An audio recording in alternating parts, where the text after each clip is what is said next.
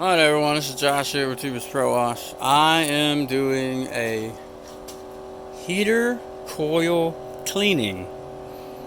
I had an issue this weekend where my heater decided to crap out on me. I shot black soot all over the side of this guy's house.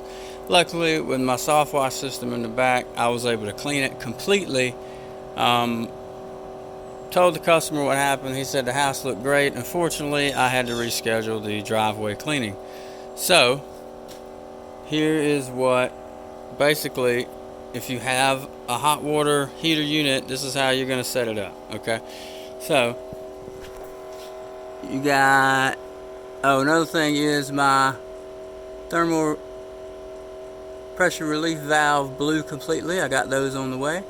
So what you're going to do to set this up is this hose right here going in to your heater that way is going to be your inlet hose.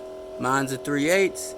I have it ran all the way over here to this side of the pump.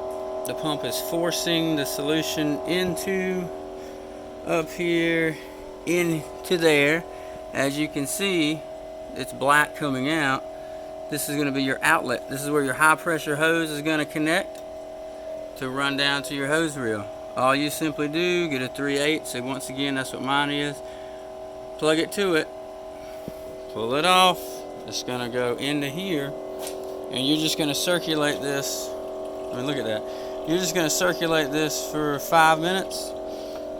The solution is very simple. It is a, what is it at? 2 gallon water,